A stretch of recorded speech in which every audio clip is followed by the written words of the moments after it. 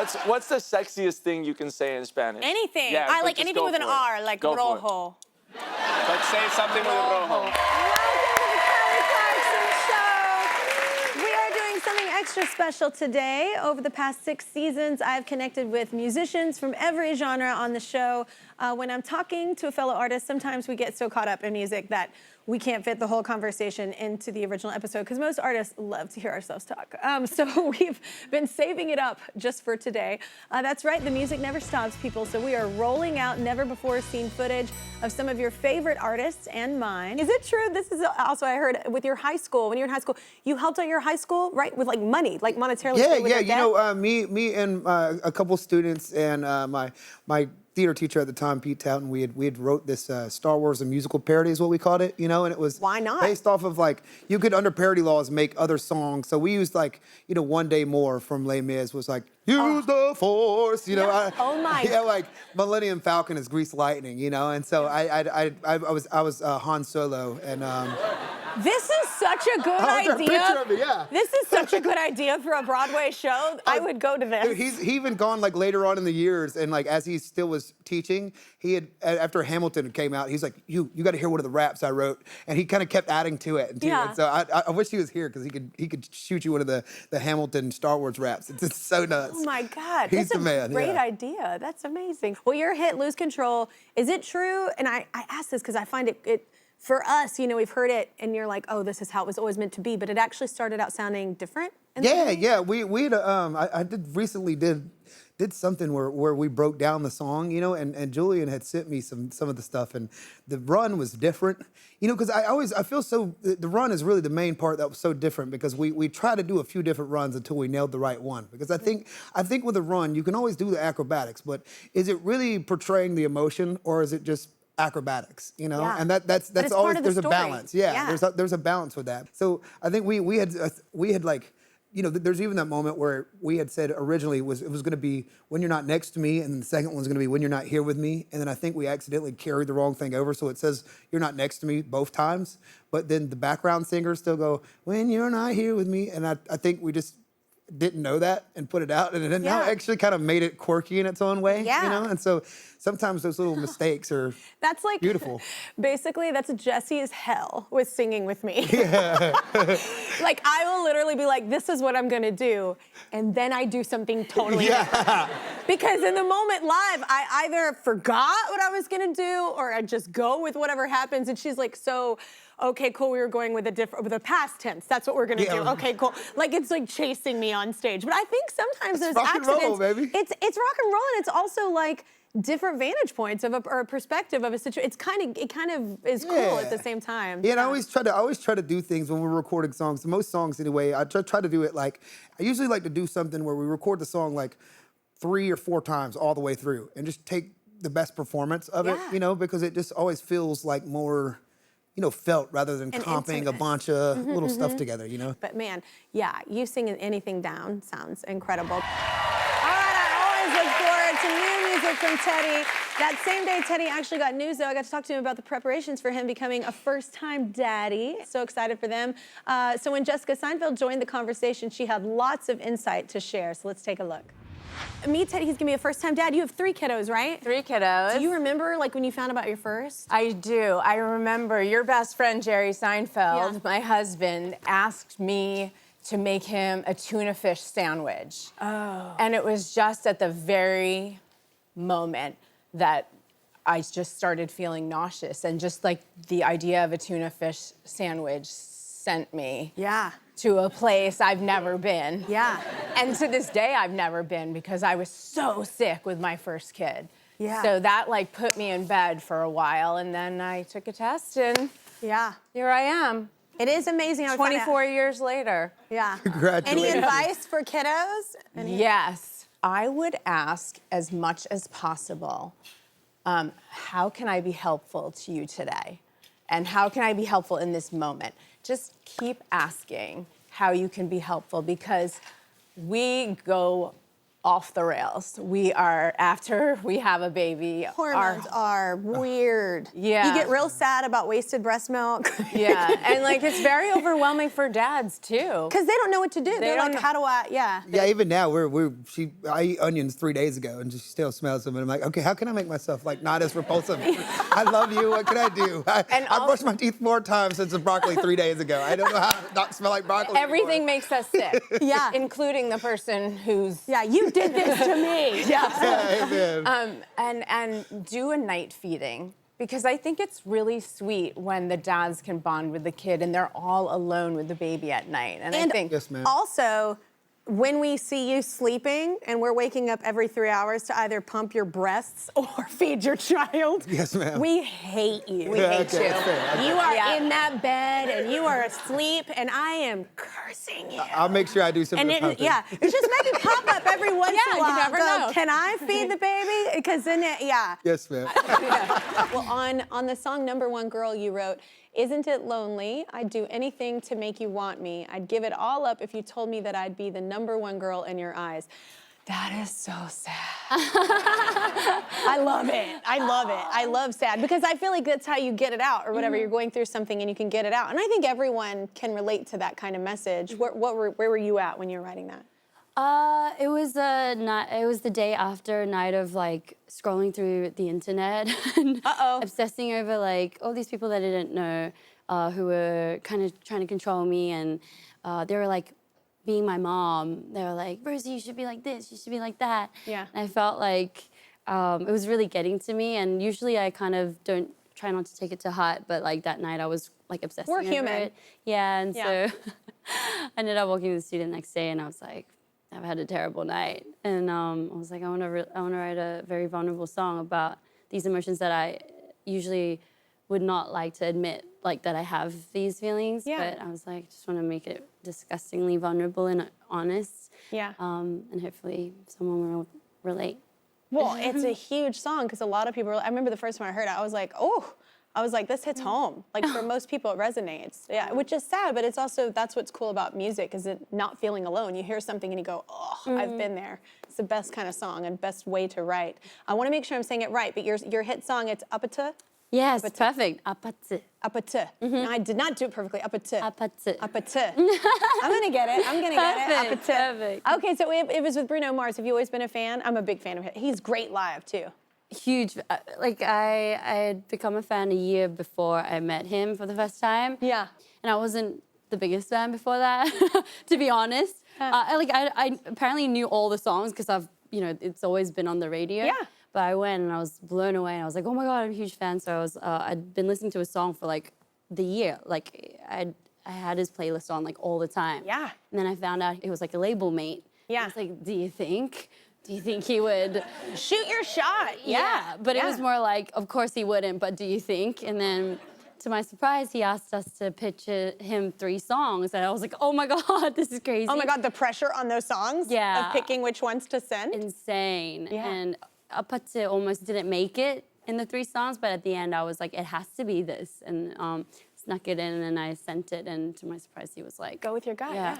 It's Like, what great. It's great.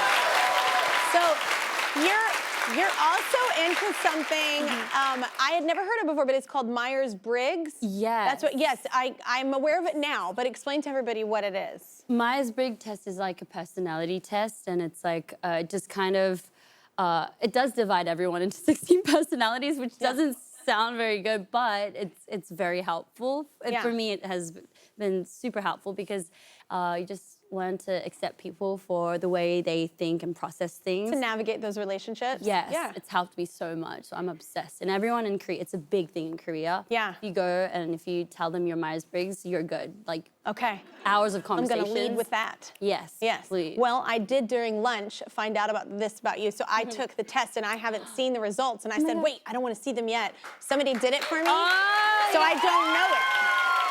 Wow, look at this. Kelly's personality test results. Callie's personality So I'm a little test nervous results. that we're doing it in front of everyone, but that's okay. Yeah. Do you mind? you ready? Do you mind telling me Of what is course. it? You can Okay. tell me because I don't know what I'm it's gonna getting mean. nervous. Maybe. Okay. I've never. Yes. So I'm Okay, curious. here Okay. we I go. mean, it's gonna sound awesome. Yeah. Drum roll. Sound awesome. Drum roll. Yeah. Oh. You have a very commanding presence. I was like, that's... Uh-oh. I didn't know that this existed. A.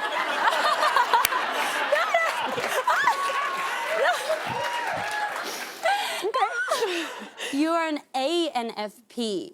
What's that mean? Okay, what? so I am an ENFP. So we have 3 in common. Okay. I need to know what I A wonder means. if most creatives do then. Sorry? An NFP. NFP. If most creative people have those. I think so. I think Okay. so. But I don't know what an A is. It says ambiverts exhibit a balance between extroversion and introversion, allowing you to enjoy social interactions while also valuing time alone for reflection and personal growth.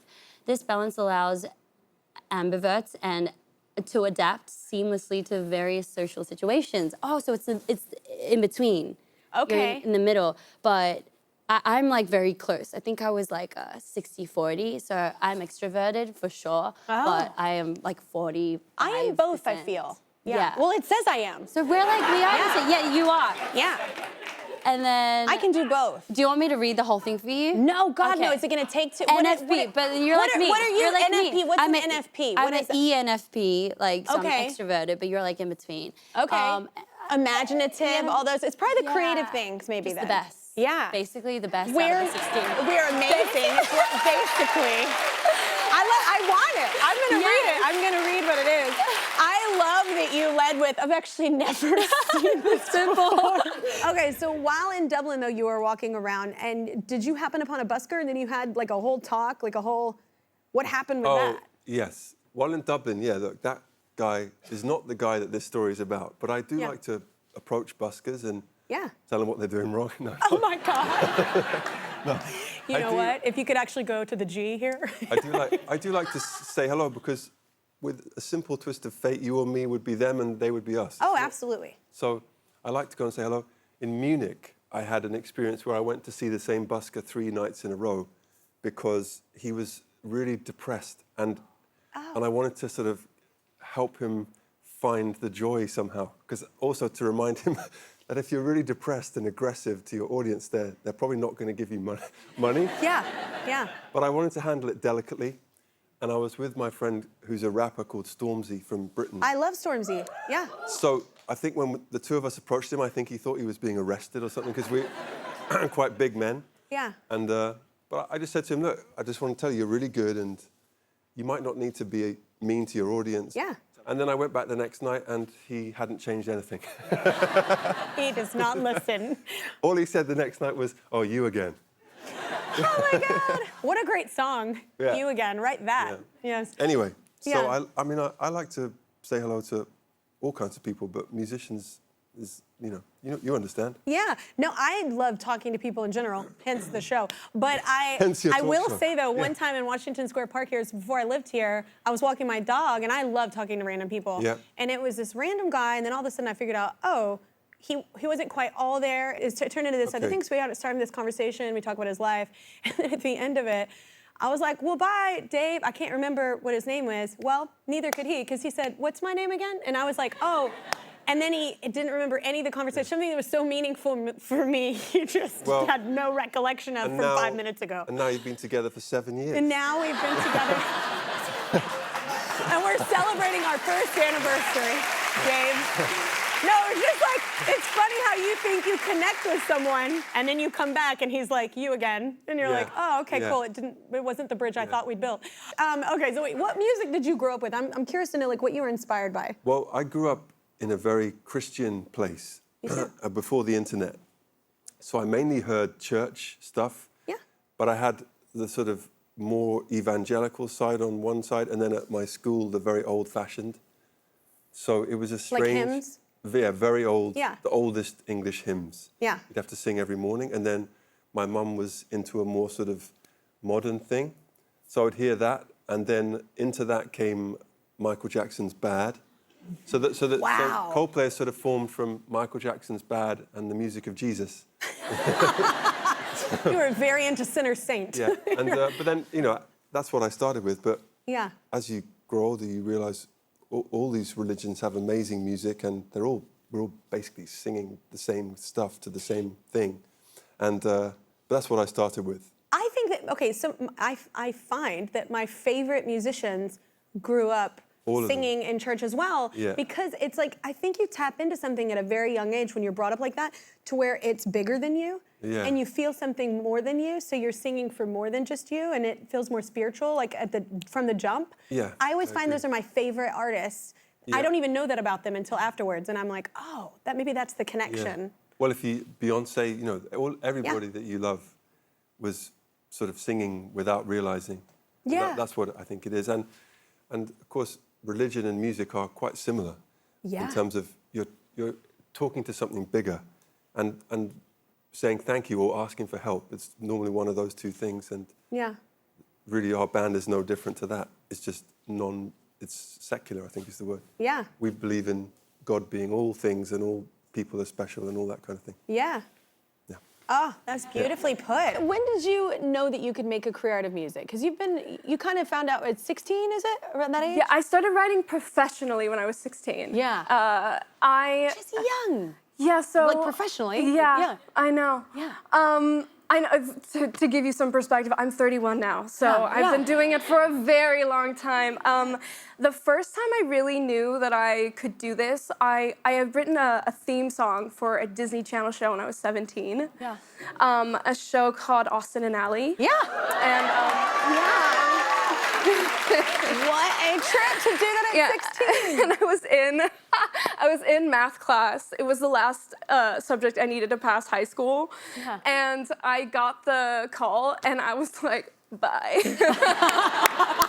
You were See like, all y'all moving later. on up. I literally mic dropped out of that class. Yeah. Because you knew what you wanted to do. There's something Yeah. like, even my mother, was a teacher, and it was hard, I think, for her to hear me not going to college. But I was like, look, I know what I want to do. Absolutely. I don't know how it's going to happen or what level or whatever, but I knew. And I think that if you know that at a young age, it's a blessing. But Absolutely. it doesn't happen for everybody like that. But it was a nice mic drop. You've been cruising, ma'am. So do you feel like it's changed? Like, obviously we've changed, we're different chapters of our lives as writers, but like from 16, even being in the industry and knowing and having more people to write with and having more, a network of people, has it obviously changed since then? at For 31? sure. I think the thing about songwriting is you're just constantly kind of a chameleon. Like, your sole purpose in the room is to adapting be... to whoever's... Yeah, exactly. yeah. It's just such a act of service. So sometimes people will come in, artists will come in, and sometimes they won't really know what they want to say, but they'll sort of talk in lyrics. Yeah. Which is so fun, you guys. Like, sometimes people are just so poetic and they don't even know it.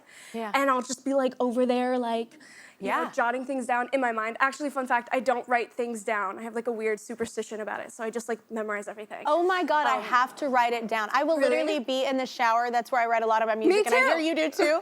But I open and it sucks because it gets cold. But I have to get my phone with my voice memo and go, don't forget this. Like, I forget everything. No, I will, and if I really like an idea that I'll just sing it over and over and over in my mind, and then I'll bring it to someone and be like, is this good? And but... Do you like writing? Because I don't know if I've asked you this before, because as an artist, I think there's a certain freedom in either writing for other artists or even like Christmas music. There's a certain freedom of it other than when you're doing your own projects. Do you find that? I think for me, songwriting has always been my first love. Yeah. I find so much joy in helping people figure out what they want to say if they don't quite know how to say it themselves. Yeah. We could be sitting here and you could say something and I'm like, oh, that's a song. Someone could laugh and I'm like, oh, That We're laugh writing that. inspired something. That laugh, oh my God. Are you ever like, this is just a question, have you ever done the thing where you've seen a movie, you had to have, or you've watched a show, or you've been Read to a a book. museum, read a book, and you're like, this is the song. 100%. And I write a lot like yeah. that. Yeah. Sometimes I'll go It's a in great books- writing exercise. Absolutely. Sometimes I'll go in bookstores and I'll see like book titles and Yes. I'm like, ooh, okay. I've done that at Shakespeare and Company here. Yeah. Okay. I heard that your dad gave you some really great advice. What was that? Tell everyone. He's given me a bunch of advice throughout the years. I'm actually in my next album, I have a song with my dad. He plays the guitar and sings incredible. And yeah, so I'm gonna do a song with him on the album. That's a cover. That's one of the songs I grew up listening to him. And I've always done ballads. Yeah. But in Spanish, when I released my music, there was nothing playing on the radio or on Spotify or YouTube other than reggaeton. Like, if you weren't doing reggaeton, it's like nothing's gonna work. Yeah. And I was always doing like ballads and more pop stuff. And I told my dad, like, there's this song called Como Mirarte, and I wrote it about this girl in college, and that's a long story. Anyway, I have those too. Yeah, those stories, yes. And I wanted to do it. It was just on piano, and I'm like, I want to release this one. And everyone else was telling me I had to release like a reggaeton track, which I hated. You have to fit in with what's playing. That's what. Yeah, every label's super fun. They say, yeah. Exactly, and I had done super fun. Super cool. And I'd spun around that so many times, and he's just like, stop, just. Literally, if you're gonna do your music and 10 people are gonna hear it, that's better than not being yourself and having 1 billion people hear it. So just do that. Amen. Great advice. And at that moment, yeah, I decided to do it, and that song ended up becoming one of the biggest like Spanish ballads in this generation. century? Like yeah, in this generation. Yeah. And people started believing in ballads again, and I've done a bunch of different ones, and that's really what made my career like shift and things actually start to be really special. Yeah. And I think, why limit yourself? Do it all. Like, you could do ballads and you're in a dance mood, and you're in a, whatever mood you're in. I think you should. My favorite part about the label thing, coming back to that fun point, is when you're sitting in a room of people telling you what to do and not one of them is an artist. Let that sink in. You're like, you think this is a good idea? Cool. You're adding numbers. I'm actually an artist. It's the most upsetting thing in all the lands. It shouldn't be complicated. It shouldn't be complicated. It shouldn't be complicated, and I think in the end, if you're having success as an artist and people are connecting with you, it's because you have something special. So that should be the light that guides the project, that guides it somewhere. I mean, that's, if you're honest and there's honesty in it, that's where you have exactly. That's where there's most percentage of having a success rate. I mean, if you're changing yourself up and being just like everybody else, I mean, it's so hard to. You can't be better at being someone else than they are. You know? Yeah. But at the same time, that's why you should be you, because no one can do what you do. Yeah, I agree with you. That's what I wish you would have been in those meetings. So you have a single called 2 a.m., which shows your youth, because that sounds very late to me. What's this one like? This one's actually like reggaeton fast, is with Bad Gyal, who's one of my favorite artists right now. She's such a badass. Can I say you these can. words here? Yeah. Just said it. Yeah. Yeah, she's super cool. And this song, it's actually where we sampled that Dido song, Thank You. Yeah. The tears run dry, I wonder why. Yeah. And we took it to Spanish, and it says, Son las 2 de la mañana, y no sé dónde estás. Everything sounds sexier in Spanish. Yeah. Yeah, and then it goes full reggaeton, and exactly, it does. Spanish is a sexy language. It's a sexy language, yeah. I try so hard. That Duolingo Al is so disappointed in me. Yeah. What's the sexiest thing you can say in Spanish? Anything. Yeah, I like anything with an R, like rojo. Like say something with rojo. And I'm just red, right? Yeah. Tacones, right? Tacones rojos. Tacones rojos. Yeah, that's a song of mine. I know. It's a sexy song. I know. I do my homework. Okay.